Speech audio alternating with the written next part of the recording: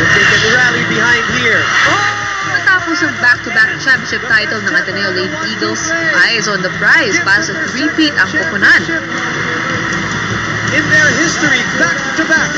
Wow. Ang dating underdog, pinanginginagan ng team sa volleyball court ngayon.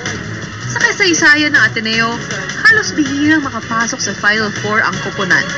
Pero nang magsimula silang mag-recruit ng players, unti-unting umangat at nakilala ang Ateneo Lady Eagles sa volleyball. Backdoor team to celebrate a second straight championship. Breakthrough para sa Ateneo Lady Eagles si Alyssa Valdez. Sa ipinakitang galing sa court, kinilala siya bilang the Phenom.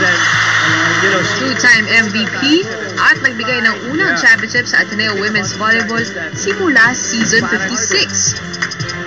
Heartstrong, yan ang Lady Eagles. Bukod sa goal na three-peat, huling season na ito ni Alyssa. Kaya kwento niya, handa siyang ibigay ang lahat ng kanyang lakas at kakayahan para sa kampyonato.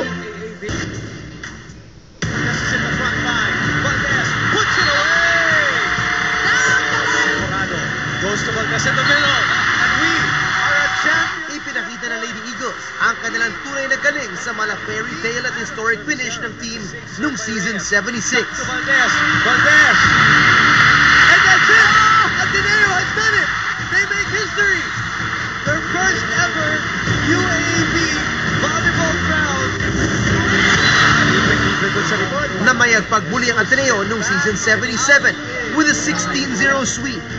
At nadepensahan ang kanilang titulo laban sa kanilang arch-rival, De La Salle Lady Spikers sa finals. Morado again gives them their second championship in their history, back-to-back.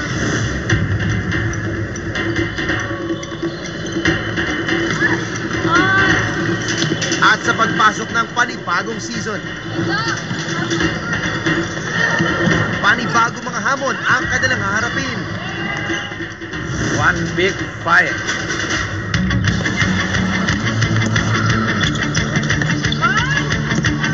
Taglay ang halos intact na lineup.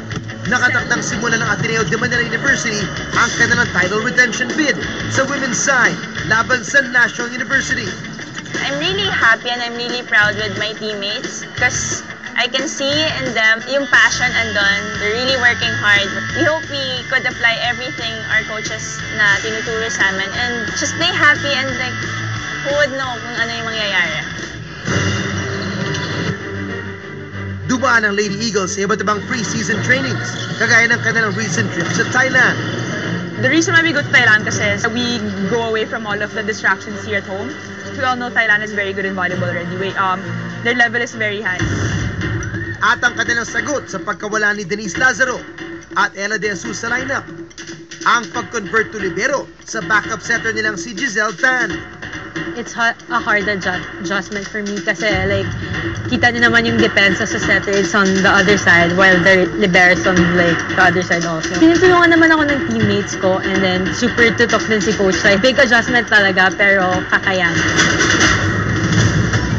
Espesyal naman ang season para sa two-time MVP at team captain na si Alyssa Valdez na maglalaro na sa kanyang ikahuling taon. It's hard kasi you're gonna think na of your like future eh. You're gonna think after this, what would you do? But then this year, siguro I'm just gonna spend quality time with my teammates, with my team. Bukod sa adjustment sa kanilang main defense, sasandalang team sa naging championship experience nila Gia Morado, Amy Almiro, Bea De Leon, Madi Madaya, Joanna Maraginot at Kim Gekiliana.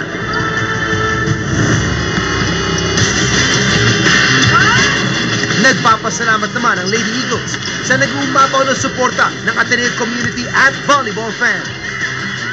We're here because we love the sport. Kami, as a volleyball players, like super happy namin kasi nakikita nila na kung gaano ka-interesting yung volleyball and makakahanap ka talaga ng family eh. Happy Unity Hearts Club!